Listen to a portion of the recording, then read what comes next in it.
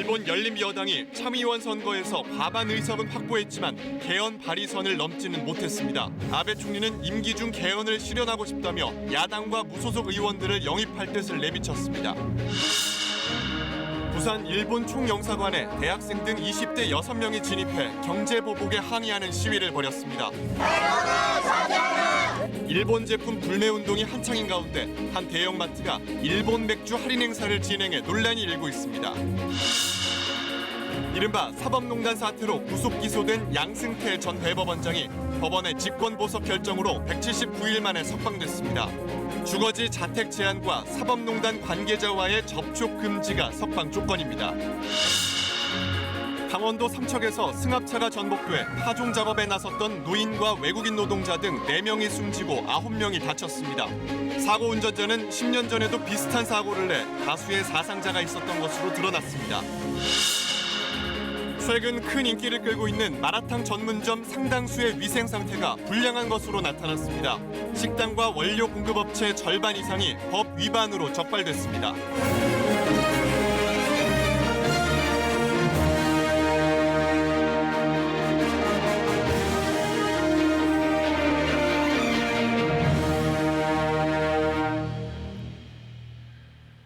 시청자 여러분 안녕하십니까? 9시 뉴스를 시작하겠습니다. 어제 일본 참의원 선거에서 아베 정권이 과반 의석 확보에는 성공했지만 개헌 의석 확보에는 실패했습니다. 그렇지만 아베 총리는 임기 중에 어떻게든 개헌을 실현하고 싶다고 했습니다. 전쟁이 가능한 나라를 만들겠다는 것이죠. 최근 한일 갈등에 대해서는 오늘도 신뢰 문제가 있다고 언급해서 선거는 끝났지만 한일 갈등은 장기전 수순으로 가고 있는 것 같습니다. 첫 소식은 도쿄 이민영 특파원이 전해왔습니다. 일본 연립여당인 자민당과 공명당이 이번 선거에서 확보한 의석은 71석. 기존 의석과 더하면 141석, 절반은 넘겼습니다. 하지만 개헌의 우호적인 세력까지 합쳐도 개헌안 발의선인 164석에는 4석이 모자랍니다. 과반은 확보했지만 개헌 발의선을 넘기지 못한 반쪽 승리라는 평가가 나옵니다. 与党で3分の2を取るかどうかの選挙ではなくて安定的な与党勢力を維持できるかそれ十分にそれを上回ることができたと思っています.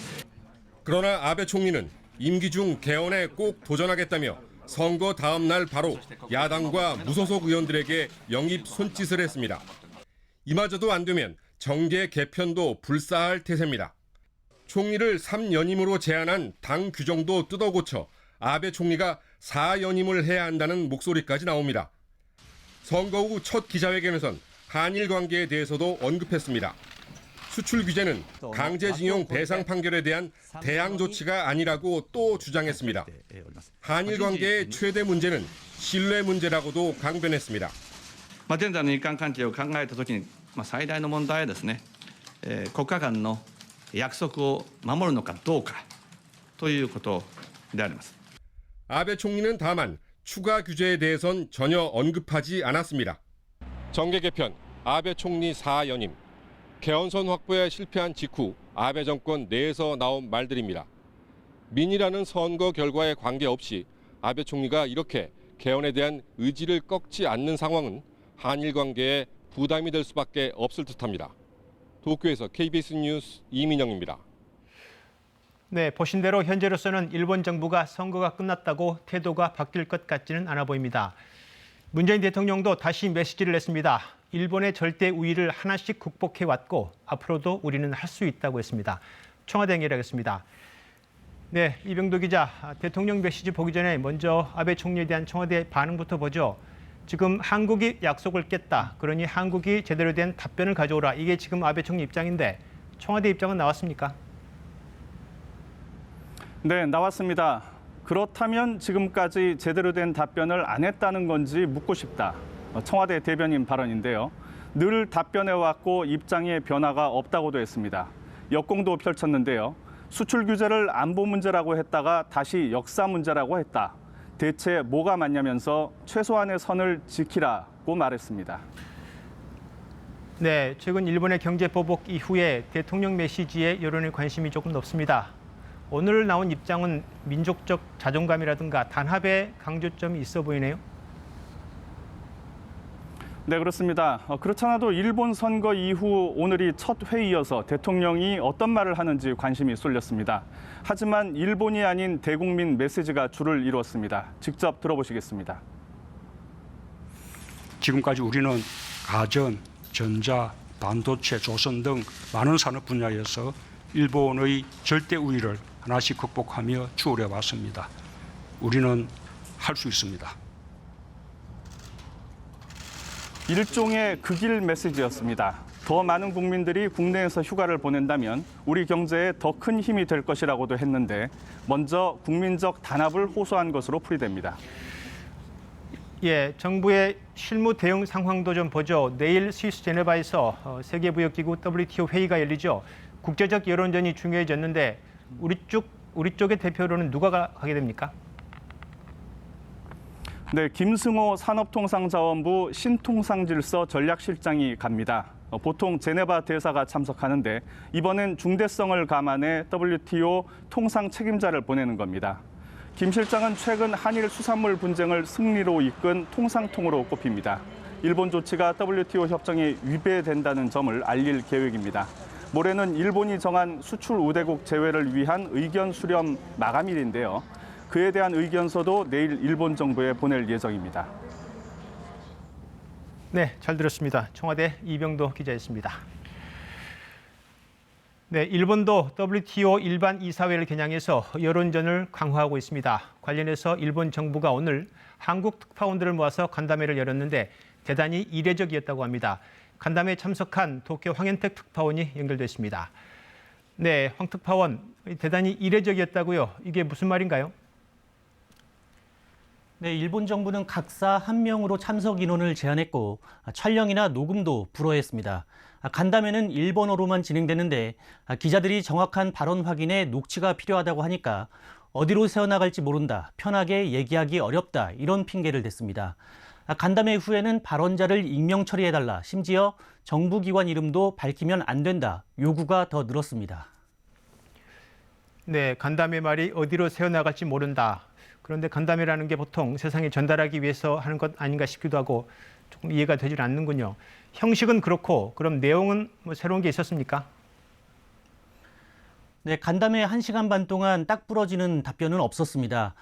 먼저 강제징용 판결이 이번 규제의 배경 아니냐는 물음에 고위 당국자는 강하게 부인하면서도 그런 것을 포함해 하나하나가 한일 간 신뢰관계를 구성한다는 모순된 말을 했습니다.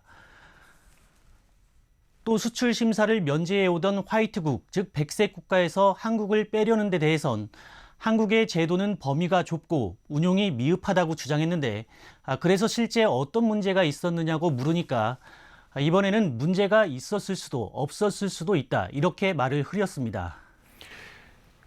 네, 내용도 별반 새로운 게 없다는 건데 그럼 오늘 간담회는 도대체 왜 한 건지 배경이 뭘로 보이나요? 네, 간담회 시점을 보면 의도가 짐작되는데요. 바로 내일 중요한 두 가지 일정이 있습니다. 앞서 보신 대로 우리 정부가 내일 일본에 백색 국가 관련 의견서를 보내고요. 이 문제를 다루게 될 WTO 이사회도 내일부터 시작되는데 일본은 외무성 경제국장이 참석합니다. 다시 말해 국제사회에는 경제 보복이 아니라는 명분을 쌓으면서 한국에 대한 압박도 계속하려는 의도로 풀이됩니다. 일본 정부가 외신 기자들을 불러서 영어 설명회를 할 거라는 얘기도 들리고 있습니다. 네, 이 문제와 관련해서 트럼프 대통령이 미국에 관여 이야기를 했습니다. 관련해서 존 볼턴 백악관 국가안보 보좌관이 오늘 일본을 방문했죠. 무슨 내용이 나온 게 있습니까? 네, 볼턴 보좌관은 야치 국가안보국장과 이와야 방위상, 고노 외무상 등 외교안보 책임자들과 연쇄 회동했습니다. 일본 정부는 자세한 회동 내용은 밝히지 않았는데요. 대립이 격화하는 한일 관계도 논의 테이블에 올랐을 것이다. 일본 언론들은 이렇게 전하고 있습니다. 네, 도쿄 황현택 특파원이었습니다. 네. 보신 대로 미국의 관여는 어떤 식으로든 이루어질 것으로 보입니다. 현재 미국 언론의 기류는 일본에 비판적입니다. 미국 언론들이 잇따라 일본의 수출 규제를 강력하게 비판하고 있습니다. 정치 보복이고 어리석은 무역 전쟁이다. 동북아 안보가 위험해진다고 일본에 경고하고 있습니다. 이 소식은 로스앤젤레스에서 최동혁 특파원이 보도합니다. 한국에 대한 아베의 무역 전쟁은 희망이 없다. 미국 블룸버그 통신의 사설 제목입니다. 블룸버그는 이 사설에서 이제 선거에서 이긴 아베 총리가 가장 먼저 해야 할 일은 스스로 촉발한 어리석은 무역 전쟁에서 빠져나오는 것이라고 일갈했습니다. 블룸버그는 또 일본이 첨단 제품의 북한 유출을 막기 위한 수출 규제라고 주장하지만 이번 조치는 한국 법원의 강제징용 배상 판결에 대한 보복이 분명하다고 지적했습니다. 아베 총리가 정치적 분쟁에 통상 조치를 악용하고 있다며 이로 인해 일본 기업들이 시장 점유율과 신뢰를 잃게 될 것이고 지역 안보를 해치는 위험을 낳게 될 것이라고 진단했습니다. 블룸버그는 아베 총리가 전쟁을 시작했고 선거에서도 이겼으니 먼저 조치를 취하라며 결자 해지를 강조했습니다. LA타임즈도 일본이 한국에 대한 수출 규제를 무기로 이용하고 있다는 제목의 기사로 일본의 조치를 비판했습니다. 자유무역을 강조했던 아베가 지금 비난을 받고 있다면서 한국에 대한 수출 규제는 결국 전 세계 반도체 공급망에 악영향을 끼칠 것이라고 경고했습니다. 미국 언론들은 한일 간 긴장으로 지역 안보가 흔들릴 수 있다며 점점 강한 어조로 일본의 규제를 비판하고 있습니다. 트럼프 대통령이 관여를 시사하고 볼턴 보좌관이 한일 양국을 방문하는 시점이어서 미국의 이런 여론이 더 관심을 끕니다. 로스앤젤레스에서 KBS 뉴스 최동혁입니다. 부산 지역 대학생들이 부산의 일본 영사관에 진입해서 경제 보복 항의 집회를 벌이다가 경찰에 연행됐습니다. 정부는 우려를 표시하면서 일본 공관에 대한 경비를 강화하겠다고 밝혔습니다. 최위지 기자의 보도입니다. 부산 일본 영사관 건물 안에서 갑자기 청년들이 달려나옵니다. 일본의 경제 보복을 규탄하는 내용 등이 담긴 플래카드를 펼치고 구호를 외칩니다. 오늘 오후 2시 반쯤 부산의 일본 총영사관에서 청년 6명이 갑자기 영사관 앞마당으로 뛰쳐나온 겁니다. 이들은 정식으로 출입증을 발급받아 영사관 안에 있는 도서관에 미리 들어가 있었던 것으로 알려졌습니다. 같은 시각 영사관 후문 앞에서는 시민단체 회원들이 일본의 경제보복에 항의하는 기자회견을 열고 있었습니다. 영사관 안에서 청년들의 반일 구호가 들리자 시민단체 회원들이 갑자기 영사관 입구로 몰리면서 경찰과 대치하는 상황도 벌어졌습니다. 청년들은 영사관 안에서 생수병을 매단 플래카드를 담장 너머로 던져 펼치려고 했지만 철조망 등에 걸려 실패했습니다. 이들은 최근 일본의 수출 규제 등 경제 보복에 항의하기 위해 영사관에 진입했다고 밝혔습니다. 요즘 정세가 굉장히 안 좋잖아요. 요즘 일본이 경제 보복을 많이 하고 이제 대학생으로서 정말 많이 열 받아가지고 영사관에 한번 들어가 보자 이렇게 계획을 해가지고 한번 들어가 보게 됐습니다. 경찰은 영사관에 진입한 대학생 등 6명을 건조물 침입 혐의로 연행해 조사하고 있습니다. 외교부는 최근 주한 일본 공관에서 이 같은 반일 행동이 잇따르는 데 우려를 표하고 경비를 강화하는 등 공간 안전을 위해 노력을 지속해 나가겠다고 밝혔습니다. KBS 뉴스 최위지입니다. 일부 대형마트가 판촉을 위해서 일본 맥주 할인 행사를 벌여서 논란이 되고 있습니다. 이렇게까지 팔아야 하느냐는 비난과 함께 반대로 불매운동 참여는 각자의 판단이고 자유라는 의견이 엇갈리고 있습니다. 그리고 일본 불매운동이 오래가지 않을 것이라고 한 유니클로는 오늘 다시 사과문을 냈습니다. 황경주 기자의 보도입니다. 한 대형마트가 내놓은 행사 안내문입니다. 아사히 맥주 6개 내 5,000원, 반값 이하 파격 할인에 나선 겁니다. 또 다른 대기업 슈퍼마켓, 여러 종류의 일본 맥주를 40%까지 할인 판매 중입니다. 불매운동 확산 중에 이런 행사를 바라보는 시선은 곱지만은 않습니다. 굳이 그렇게까지 할인을 해야 하나. 근데 할인해도 안 살 것 같아요. 의지가 강한 것 같아요. 이번에는 좀 불매운동을 해야겠다. 중소마트 연합체인 한국마트협회는 대기업이 이윤에 눈이 멀어 일본산 맥주를 재고 떨이하고 있다며 강하게 비난했습니다. 일본 제품 불매운동이 장기화하면서 참여를 독려하는 목소리가 커지고 있습니다. 제품 구매는 물론 일본 여행과 영화, 도서 등 문화 콘텐츠 전반까지 금기시되는 분위기입니다. 하지만 자발적인 동참이 아닌 강요는 바람직하지 않다는 의견도 나옵니다. 그 자기 의사를 존중하는 건데 내가 했으면 되지 남이 하는 건 안 하는 것까지 막 그렇게 저기 하는 건 좀 그렇잖아. 할 사람은 하고 안 할 사람은 안 하는데 비판까지 하는 거는 제 생각에는 개인의 자유를 침해하는 거라고 생각. 한편 불매운동이 오래가지 않을 것이라고 해 비판을 받았던 유니클로는 부족한 표현으로 한국 고객들을 불편하게 했다며 또 다시 사과문을 냈습니다. KBS 뉴스 황경주입니다. 네, 그리고 추가로 이루어질 수 있는 일본의 보복 조치가 여러 분야에서 거론되고 있습니다. 금융 분야도 그중 하나입니다. 최대 53조 원 정도 되는데요. 53조 원대의 일본계 금융 자금이 한 번에 빠져나가면 위험하다는 거죠. 하나씩 따져보겠습니다. 일본계 금융 자금의 실체와 또 상황, 위험성은 얼마나 되는지 서영민 기자가 확인했습니다. 최대 53조 원이라는 일본계 자금 항목별로 한번 살펴보겠습니다. 주식과 채권입니다. 사실 투자자가 마음만 먹으면 언제든지 빼나갈 수 있지만 금융사의 투자 계획이라는 게 쉽게 변하기는 어렵습니다. 또 한 번에 다 팔면 가격이 떨어져서 그 손해를 감수해야 합니다. 중국이 미국 국채를 팔기 어려운 것과 마찬가지입니다. 우리 금융시장에서 차지하는 비중도 크지 않습니다. 그 다음 제조업체나 도소매 업체가 일본에서 빌려온 돈 11조 5천억 원이 약한 고리라는 지적입니다만 이 돈의 90% 이상은 자금력이 있는 대기업이 빌렸습니다. 만기도 다 달라서 한 번에 갚을 돈도 아닙니다. 53조, 그냥 들으면 많은 것 같지만 보복의 수단이 될 수 있느냐 차원에서 보면 별 의미가 없어 보입니다. 대신 정부가 주목하고 있는 건 17조 원입니다. 국내 은행이나 카드사 등이 직접 빌려온 돈입니다. 하지만 카드사가 빌린 돈 보통 2년에서 5년의 만기가 있습니다. 당장이 아니라 만기 때 갚으면 됩니다. 또 은행은 의존도가 낮고 신용도는 높다는 게 정부의 설명입니다. 시중은행들도 해외에서 돈을 써달라고 하는데도 쓸 데가 없어서 거절할 정도라며 자금 동원력 자신하고 있습니다. 게다가 최후의 경우에도 400조가 넘는 우리 외환 보유고 17조에 비하면 상당히 많습니다. 또 일본의 조치는 우리 대외 신인도와는 관련이 없어서 다른 나라 돈줄이 막힐 가능성도 낮습니다. 정부와 금융 전문가들이 일본의 금융 보복 조치 가능성 매우 낮게 보는 이유입니다. KBS 뉴스 서영민입니다. 김문수 전 경기지사가 오늘 SNS에 이런 글을 올렸습니다. 지금이 일제강점기도 아닌데 항일 죽창투쟁을 선동하느냐. 이들이 친북 주사파들이기 때문이다. 마땅히 친미, 친일을 해야지 친북, 친공을 해서 되겠느냐.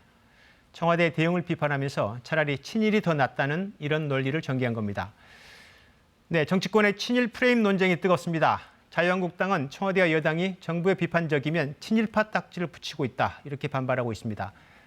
반면에 민주당은 지금 상대는 일본인데 정부 비판에만 몰두한다면서 한국당을 거듭 겨냥하고 있습니다. 7월 국회도 앞이 안 보이고 추경안 처리도 지금 불투명해지고 있습니다.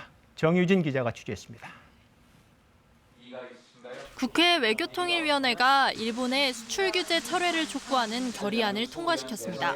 만장일치였습니다. 초당적으로 국민적인 지혜를 모았으면 하는 바람입니다. 초당적 대응은 여기까지였습니다. 민주당은 대일 대응 국면에서 정부 비판에만 골몰하냐며 한국당을 거듭 겨냥했습니다.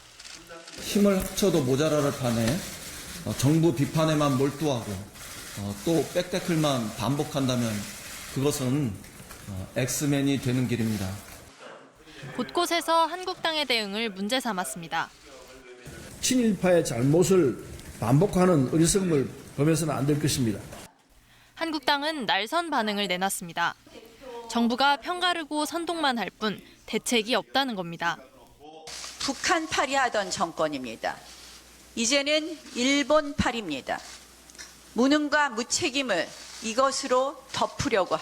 생각이 다르면 친일파 딱지를 붙이냐고도 했습니다. 기업 걱정하는 사람들을 다 친일파로 매도하여 총선에 이용하자는. 친일 공방 속에 추경안 심사도 중단됐습니다. 일본 무역 보복 대응 예산을 정부가 제대로 보고하지 않는다며 한국당 소속 예결위원장이 문제 삼은 겁니다. 추경안 처리는 더욱 불투명해졌습니다. 초당적 대응을 얘기한 지 며칠 만에 국회 파행이 더 장기화되는 거 아니냐는 우려가 나옵니다. KBS 뉴스 정유진입니다. 이른바 사법농단 사태의 정점인 양승태 전 대법원장이 구속 179일 만에 석방됐습니다. 법원이 직권 보석 결정을 내렸습니다. 단서가 달리긴 했지만 외출도 허용된 보석 결정이었습니다. 보석으로 인해서 양 전 대법원장의 재판은 지금보다 더 늘어지고 길어질 것으로 보입니다. 김성수 기자의 보도입니다. 법원의 직권보석 결정으로 양승태 전 대법원장이 수감 중이던 서울구치소를 나왔습니다. 179일 만에 석방입니다. 신변 관계가 어떻게 됐든 제가 달라질 건 아무 필요 없고 앞으로 성실하게 재판에 응하겠습니다. 사실상 일본이 경제보복의 구실로 삼은 강제징용 피해 재판. 이 재판을 과거 박근혜 정부와 거래했다는 핵심 혐의에 대해선 여전히 말을 아꼈습니다. 강제징용 판결 지연했던 이유를 갖고 계신데 한일 관계에 지금 재판이 진행 중이니까 더 이상 이야기하는 건 적절하지 않을 것 같습니다. 1심 재판이 시작된 지 5개월. 20일 뒤면 양 전 대법원장은 구속기간이 끝나 풀려날 상황. 이 때문에 법원의 보석 결정은 증거인멸 등의 우려를 조금이라도 덜어보려는 결정으로 보입니다. 주거지를 경기도 성남의 자택으로 제한했고 사법농단 사건 관계자와의 통신 등 모든 접촉을 금지하는 조건을 단 겁니다. 다만 사흘 이내에는 외출이나 여행도 할 수 있고 사건 관계자가 아니라면 만날 수 있도록 했습니다. 이번 보석으로 사법농단 사건 재판 전체 일정에 영향이 불가피합니다. 구속 상태일 때는 매주 두세 차례 재판이 진행됐지만 앞으로는 이 같은 속도로 재판하기는 어려울 것으로 보입니다.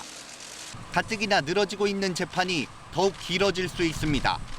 게다가 양 전 대법원장이 보석 조건을 준수하는지 감시할 방법도 마땅치 않아 사실상 구속 만료로 풀려난 것과 다름없다는 지적도 나옵니다. KBS 뉴스 김성수입니다. 검찰이 김성태 자유한국당 의원을 불구속 기소해서 재판에 넘겼습니다. KT의 딸 특혜 채용을 청탁했다는 의혹이 불거진 지 수사에 들어간 지 반년여 만입니다. 혐의는 뇌물수수입니다. 김성태 의원이 KT 회장의 국정감사 증인 채택을 무산시켜준 대가로 보고 있습니다. 김 의원은 정치 탄압이라고 반발하면서 검찰을 경찰에 고소했습니다. 김진호 기자입니다. 2012년 국회 국정감사를 앞두고 당시 여당인 김성태 의원은 이석채 당시 KT 회장의 증인 채택을 당론이라며 완강히 반대했습니다. 결국 증인 채택은 무산됐고 이에 항의하는 야당 의원과 김 의원은 심한 설전을 벌였습니다. 왜 채택하지 않으십니까? 왜 문재인 후보들은 채택한 거예요? 왜 문재인 후보들은 왜 채택하는 거예요? 초선 의원이면 초선 의원답게 좀 공손을 하고 예의도 지킬 줄 알아야지. 일주일쯤 뒤 김 의원에 따른 지원서도 내지 않은 상태에서 홀로 인성검사를 치르고 최종 합격했습니다. 검찰은 이 같은 특혜성 채용 과정을 이 회장이 김 의원에게 건넨 뇌물이라고 판단했습니다. 수사 반년여 만에 나온 결과입니다. 검찰 관계자는 당시 KT는 김 의원 의원실을 찾아가 전방위적으로 증인 채택을 막기 위해 노력했다면서 이에 따라 이루어진 부정 채용에 직무 관련성이 있다고 판단했다고 말했습니다. 업무방해나 직권남용 혐의는 증거 부족을 이유로 적용하지 않았습니다. 김 의원은 즉각 반발했습니다. 이번 수사 결과가 정치공학적인 기소라면서 서울 남부지검을 피의사실 공표 혐의로 경찰에 고소했습니다. 전적으로 드루킹 특검 정치 보복과 내년도 총선을 겨냥한 정치 공학적인 계략에 의한 기소로밖에 달리 볼 수가 없습니다.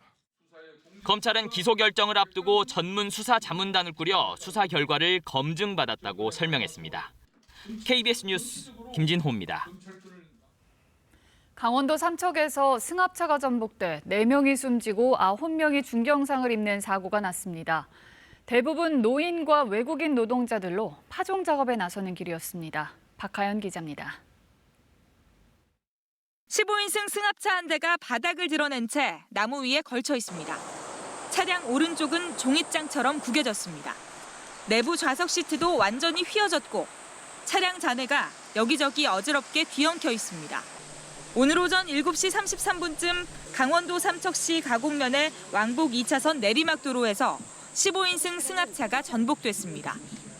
사고 차량은 옹벽을 들이받고 30m가량을 미끄러져 온 뒤 해당 지점에서 가드레일 아래로 전복됐습니다. 운전자 61살 강모 씨 등 4명이 현장에서 숨졌고 9명이 크고 작은 부상을 입어 병원으로 옮겨졌습니다. 사상자들 대부분은 노약자와 외국인 노동자로 파종 작업을 위해 오늘 새벽 충남 홍성을 출발해 강원도로 향하던 길이었습니다. 부상자들은 사고 직전 운전자로부터 브레이크가 이상하다는 말을 들었고 곧이어 사고가 발생했다고 밝혔습니다. 붙잡으라고 하더라고요. 둘이 개발한다고. 그래 다 붙잡았어. 다 잡자는 붙잡는 것 같아요. 제 맘대로 내려가는. 사고 차량은 17년이 지난 노후 차량인데다 사고 지점이 급경사 구간이어서 브레이크 오작동이 사고로 연결된 것으로 경찰은 추정하고 있습니다. 초행길 오다 보면 우커버가 너무 심해서 아마 커버를 작동하지 못했느냐 그렇게 생각을 추정을 하고 있습니다. 경찰은 차량 부품 결함과 운전 미숙, 안전벨트 착용 여부 등 정확한 사고 원인을 밝히는 데 주력하고 있습니다. KBS 뉴스 박하연입니다. 영농철엔 이렇게 무등록 인력 알선 업체들을 따라 나서는 경우가 많은데요. 사고 위험엔 취약합니다.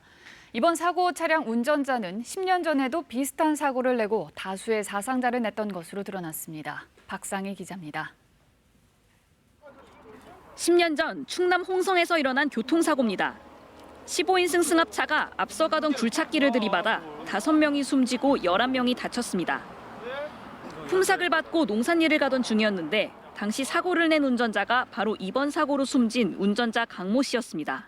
이분이 2009년도에 같은 방식으로 일 다니시다가 그 앞에 가고 있는 포크레인 후미를 추돌해가지고 그때도 16명 탑승했었는데 5명이 사망하셨어요. 사고를 당한 피해자들은 평소에도 위험에 무방비로 노출돼 있었습니다. 영농철마다 아름아름 일거리가 생기면 품삯을 받고 무작정 따라 나서는 무등록 인력 알선 방식입니다. 이번에도 tuk화 파종일이 있다길래 20년 가까이 된 노후 차량에 16명을 태우고 험준한 강원도 산길을 내달렸습니다.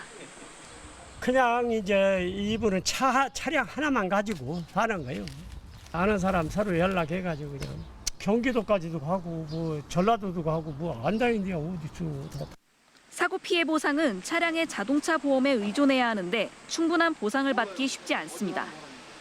특히 해당 차량이 영업용 신고 없이 일꾼들을 실어 날랐기 때문에 운송행위가 문제가 되면 보험금 지급에도 차질이 우려됩니다. 또 경상을 입은 외국인 노동자 3명은 사고 직후 잠적했습니다. 강제 추방당할 가능성이 높은 불법 체류자였을 것으로 추정됩니다. 농어촌의 만성적인 일손 부족과 안전 불감증이 맞물려 또 다른 참극을 불렀습니다. KBS 뉴스 박상희입니다. 서울 올림픽대로에서 다른 차량을 들이받고 타이어가 빠진 채 달아났던 40대 남성이 붙잡혔습니다. 운전자는 심지어 알몸 상태였는데요. 경찰은 이 남성의 마약 투약 여부를 조사 중입니다. KBS 카메라에 생생히 담긴 현장, 이정은 기자가 보도합니다. 오른쪽 바퀴가 펑크난 차가 멈추는 듯 하더니 서서히 움직입니다. 경차 한 대가 차량을 쫓고 한참을 더 달리더니 멈춰섭니다. 가까이 다가간 운전석에는 한 남성이 알몸으로 앉아 있었습니다. 시동 끄고 그냥 가만히 계세요. 네, 알겠습니다. 40대 초반 A씨는 서울 가양대교 부근에서 60대 여성이 운전하는 벤츠 차량을 뒤에서 들이받았습니다. 그러나 A씨는 사고 직후 그대로 차를 몰고 달아났습니다. 사고를 당한 차에는 2명이 타고 있었지만 다행히 크게 다치진 않았습니다. 이곳은 사고 현장 부근입니다. A씨는 다른 차량들과 부딪힌 뒤 이렇게 타이어가 빠진 채 7km가량을 더 운행하다 경찰에 붙잡혔습니다. 현장을 지나던 시민들이 A씨의 차량을 막아서는 등 체포를 도왔습니다. KBS 취재팀도 취재 차량으로 A씨의 차를 막고 경찰의 검거를 도왔습니다. 이상한 차가 있어가지고 가만히 서 있는 차를 들이받고는 시민과 합세해가지고 차를 막아 세워서 잡았습니다. 경찰 조사 결과 A씨는 음주 상태는 아니었습니다. 경찰은 해당 남성을 도로교통법 위반 혐의로 입건하고 정확한 사고 경위 등을 조사하는 한편 정신병력과 마약 투약 여부 등도 함께 조사 중입니다. KBS 뉴스 이정은입니다. 일본 오키나와에서 인천을 향해 이륙하려던 아시아나 여객기가 관제탑 허가 없이 활주로에 무단 진입하는 일이 벌어졌습니다. 당시 일본 여객기도 착륙을 준비하던 중이어서 큰 사고가 날 뻔했습니다. 조혜진 기자입니다. 어제 오후 1시쯤 일본 오키나와 나하 공항을 출발해 인천으로 가려던 아시아나 여객기가 허가 없이 활주로에 들어섰습니다. 관제탑에서 멈추라고 지시했지만 기장은 이를 따르지 않았습니다. 같은 시각 일본 여객기 한 대가 활주로를 약 4km 남긴 채 착륙을 준비 중이었습니다. 결국 일본 여객기가 관제탑 지시를 받고 고도를 높여 사고를 피할 수 있었습니다. 일본 비행기가 고도가 한 600피트 정도에서 내리는 상황에서 하강 비행하는 상황에서 그 관제사가 그걸 보고 다시 올라가게끔 했대. 아시아나 여객기는 관제탑 지시를 받고 인천으로 이륙했습니다. 하지만 일본 여객기는 20분가량 착륙이 지연돼 승객들이 불편을 겪었습니다. 일본 항공당국은 준사고로 보고 즉각 조사에 나섰습니다. 우리 국토부는 관제관의 지시를 에콰도르인 기장이 알아듣지 못한 것으로 추정된다면서 일본이 통상적인 수준에서 대응하는 것으로 보인다고 밝혔습니다. 오키나와에서 있었던 정확한 상황을 파악하고 있으며 일본 항공당국과 국토부 조사에 성실히 협조하겠습니다. 국토부 사고조사위원회는 일본 측 조사 결과에 따라 해당 기장에 대한 징계 등 처분을 내릴 계획입니다. KBS 뉴스 조혜진입니다. 직장 내 괴롭힘 금지법이 시행되기 수일 전 한 공기업 사장이 부적절한 발언을 한 것으로 드러나 논란이 일고 있습니다. 회의 자리에서 간부들에게 심한 욕설과 폭언을 내뱉었다는 겁니다. 오승목 기자가 단독 보도합니다. 지난달 28일 아침 한국건설관리공사 사장 직무대행이 간부 5명을 모은 자리. 사장에게 부탁하는 거 경험해봤습니까? 간이 쳐봤습니까 지금? 다른 공공기관과 통합을 앞두고 비정규직이나 정년을 앞둔 직원의 고용승계 문제 등 일처리 과정을 제대로 보고하지 않는다며 폭언을 한 겁니다. 회사 불질러 버립니다. 어디서 있다고 일을 대충 하고 그래. 목을 걸고 한다고. 욕설과 폭언이 섞인 훈시는 10분 넘게 계속됐습니다. 노조에 대한 반감도 욕설과 함께 튀어나옵니다. 회사를 팔아먹는 것도 한두 번 노조 내가 팔아먹는 거 하면 내 회사 없애볼 겁니다. 이 자리에 참석한 간부들은 심한 모멸감을 느꼈다고 합니다. 한마디 이제 댓글을 보는 거 아주 심한 자기랑 듣긴 했습니다. 좀 모멸감도 듣기고 억울합니다. 참도 안 하고. 취재가 시작되자 정 사장은 욕설과 폭언에 대해 실무자 기강을 잡다 흥분했다며 잘못을 인정했습니다. 격앙된 건 사실입니다. 제가 여기 잘한 건 아닌데 정시가 앉아서 사과하지는 않았고요. 이렇게 미안하다고 너무 답답해서 그랬다 이런 정도. 이보다 앞서 무더기 재택근무 발령 문제로 노조로부터 고발당하는 등 정 사장과 직원들 사이엔 갈등이 갈수록 커지고 있습니다. 정 사장의 사과에도 불구하고 욕설을 들은 간부들과 노조는 사장 직무대행의 사퇴를 주장하며 고용노동부 고발을 검토하는 등 법적 대응에 나섰습니다. KBS 뉴스 오승목입니다. 중국 사천 요리인 마라탕이 최근 열풍이죠. 여기저기 음식점들이 많이 생기고 있습니다. 정부 당국이 마라탕 전문 음식점과 원료 공급 업체를 점검해봤습니다. 대표적인 곳 49곳을 골라 점검했더니 절반 이상이 위생 상태가 불량했습니다. 이지은 기자의 보도입니다. 서울 마포구의 한 유명 마라탕 전문 식당입니다. 주방 안에 있는 조리대 위 환풍구가 까만 기름때로 덮여 있습니다. 후드가 청소가 지금 한 지가 좀 됐나 봐요. 3개월 정도 됐어요, 청소 안 하신 지. 서울 서대문구에 있는 또 다른 마라탕 식당. 주방 천장이 기름때로 찌들어 시커멓고 냄비통엔 오물이 둥둥 떠 있습니다. 기름때는 잘 청소하기 힘들어서 안 하신 거예요? 기본적인 청소는 하는데. 마라탕에 들어가는 건두부를 만드는 업체입니다. 제조시설 안에 세탁기가 놓여 있고 쓰레기도 널려 있습니다. 마라탕 전문 음식점 49곳과 원료 공급업체 14곳을 점검해보니 절반 이상인 37곳이 위생불량 등 식품위생법 위반으로 적발됐습니다. 수입 신고를 하지 않은 원료로 소스를 만들어 유통기한을 표시하지 않은 채 식당에 납품한 곳도 있습니다. 한 업체는 영업 신고를 하지 않고 허거 조미료를 만들어 마라탕 가맹점에 판매하다 적발됐습니다. 그 원료가 중국이나 외국에서 들어오는 거라서 내영업자들한테 그 수입 신고가 제대로 된 한글 표시 사항이 있는 제품을 쓰라. 식약처는 적발된 업체에 대해 행정처분을 요청하고 3개월 안에 다시 점검해 개선 여부를 확인할 예정입니다. KBS 뉴스 이지은입니다. 만취한 주한미군 병사가 택시기사를 폭행하고 이 택시를 몰려고 하다가 사고를 냈습니다. 경찰이 출동한 뒤에도 격렬하게 저항해서 경찰이 테이저건으로 제압했습니다. 최근에는 만취한 주한미군 병사가 한국 여성을 성추행한 일이 벌어지기도 했습니다. 박민철 기자가 취재했습니다. 서울 이태원역 앞 도로, 소화전 아랫부분이 파손됐습니다. 주한미군 2사단 소속 21살 A 이병이 낸 사고로 부서진 겁니다. 지난 20일 새벽 5시 반쯤 술에 취해 택시에 타려던 A 이병은 택시가 문을 열어주지 않자 차를 마구 두드린 끝에 우격다짐으로 탑승했습니다. 하지만 심하게 취한 A 이병을 보고 택시기사가 운행을 거부하자 A 이병은 택시기사에게 주먹을 휘둘렀습니다. 얼굴을 여러 차례 맞은 택시기사가 차에서 내려 경찰에 신고하는 사이 A 이병은 운전석으로 자리를 옮겨 차량을 조작하려 했고 택시는 10m 정도 움직이다 소화전을 들이받았습니다. 도착해 보니까 외국인이 이제 흥분한 상태로 엑셀을 밟고 이제 핸들을 이제 주먹으로 치고 있었습니다. 가라앉히려고 해도 이제 흥분하고 계속 이제 욕하고 해서 난동을 피우던 A 이병은 경찰이 출동하자 차에서 내려 경찰을 밀치고 달아나다가 경찰이 쏜 테이저건을 맞고 붙잡혔습니다. 경찰은 폭행과 재물 손괴 등의 혐의로 A 이병을 불구속 입건하고 주한미군 지휘협정 소파에 따라 미군에 넘겼습니다. 지난 2011년부터 일탈 행위 방지를 위해 장병들의 야간 통행을 금지해왔던 주한미군은 지난달부터 통행 금지의 적절성을 재검토하겠다며 야간 통행을 잠정 허용했습니다. 하지만 지난 4일 경기도 동두천에서 주한미군이 한국 여성을 성추행한 혐의로 검거된 데 이어 또다시 야간에 만취한 미군이 무리를 빚었습니다. KBS 뉴스 박민철입니다. 우리 군이 스텔스 전투기를 탑재한 차세대 항공모함을 만드는 사업을 최근 승인한 것으로 확인됐습니다. 중국과 일본 등 주변국의 항공모함 전력 증강에 따른 대응 차원인데 이르면 2030년에 실전 배치될 전망입니다. 한승현 기자입니다. 항공모함에서 전투기가 빠른 속도로 이륙합니다.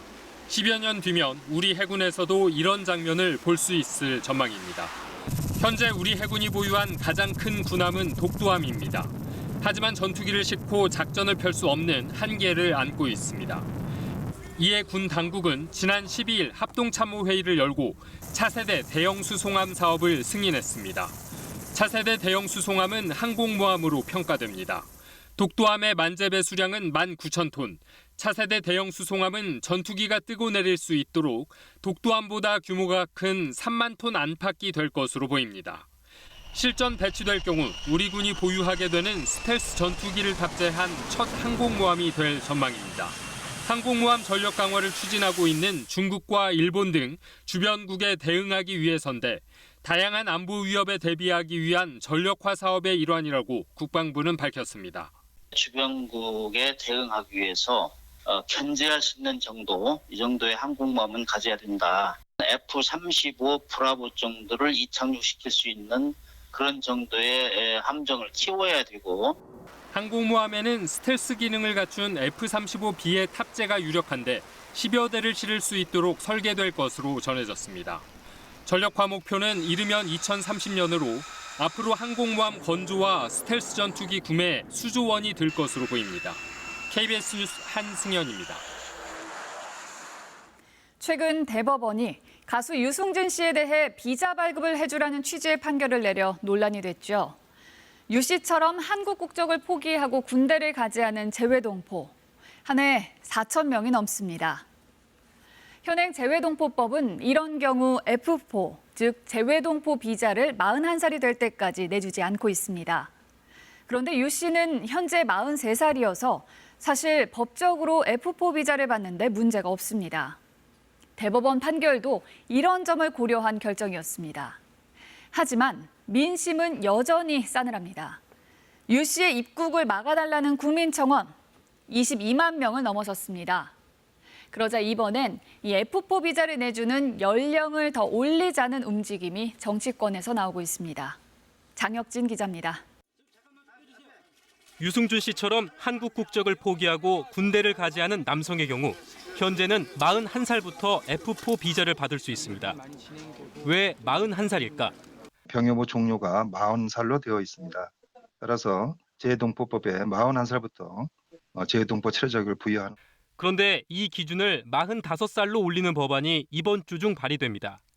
전시나 국가 유사시에 병역 의무가 종료 시점이 45세인데 45세까지 해동포 자격을 제한함으로써 병역의 형평성을 더욱더 제고시키는 데 그 목적이 있습니다. 병역을 기피한 재외동포에게 F4 비자 발급을 제한하는 내용의 재외동포법은 2005년 처음 발의됐습니다. 홍준표 당시 한나라당 의원이 제안했습니다.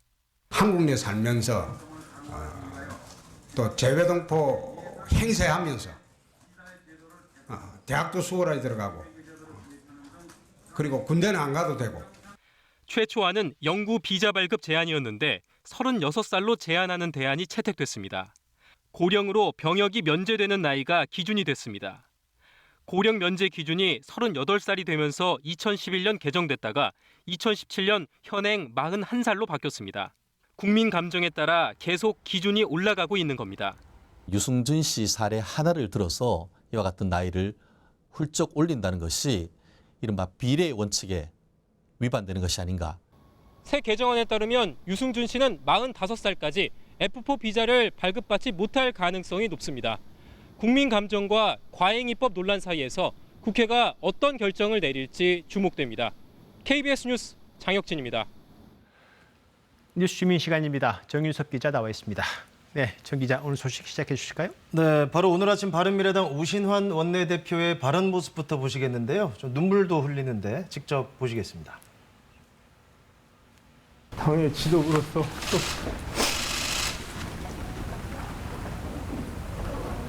선배 정치인으로서 힘이 돼주지 못해서 죄송한 마음입니다. 네, 선배 정치인으로서 힘이 돼주지 못해서 미안하다. 눈물을 흘리고 있는데 무슨 일이 있었습니까? 바로 이 직전 장면인데요. 그 한 사람이 쓰러져 있죠. 바른미래당 혁신위원인 권성주 위원입니다. 이제 회의장에서 손학규 대표의 퇴진을 요구하는 시위를 벌였고 손학규 대표가 나갈 때 몸싸움 과정에서 저렇게 쓰러진 거고요. 권 의원 같은 경우는 한 열흘 넘게 단식을 하고 있었는데 결국 오늘 병원으로 옮겨지기까지 했습니다. 네, 오신환 의원은 저 상황에 힘이 못 돼줘서 죄송하다라고 했는데 본질은 손학규 대표의 퇴진 문제와 관련이 있군요. 그렇습니다. 지금 바른미래당이 손학규 대표를 중심으로 한 이른바 당권파 그리고 유승민 의원으로 대표되는 이른바 퇴진파 이렇게 대립하고 있잖아요. 그래서 혁신위원회 자체도 좀 갈라져 있고요. 그런데 이제 혁신이 안건에 손학규 대표의 퇴진안을 올리느냐 이게 문제인데 손 대표 측이 이른바 퇴진파가 손 대표의 퇴진안을 올리라고 지시를 했다.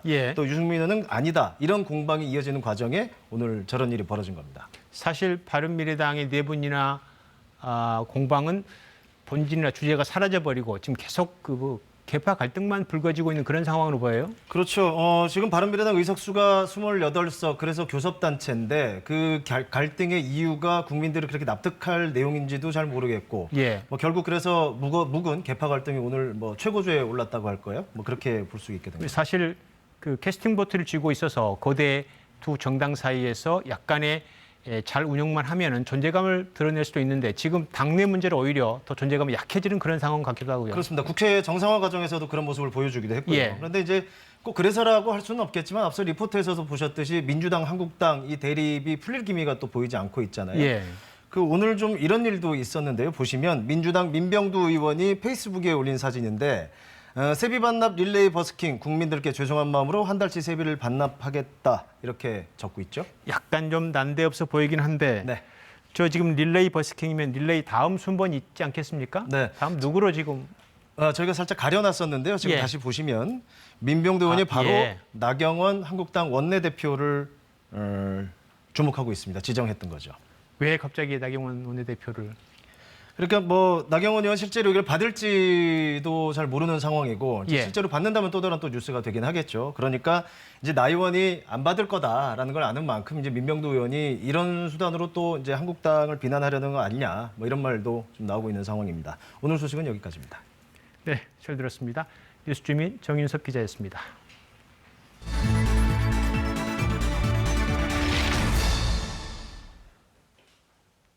조선시대 화가들이 담아낸 우리의 금수강사는 어떤 모습일까요? 겸재정선과 단원 김홍도 등 조선시대 산수화 대가들의 걸작 감상해보시죠. 유동엽 기자입니다. 고개 넘어 아스라의 모습을 드러낸 봉우리들. 36살의 겸재 정선은 금강산 어귀에 닿은 자신의 모습을 이렇게 남겼습니다. 짙은 색의 나무숲과 대비를 이루며 하늘로 치솟은 암봉들. 굽이굽이 바위 능선이 이어진 금강산 풍경 그대로입니다.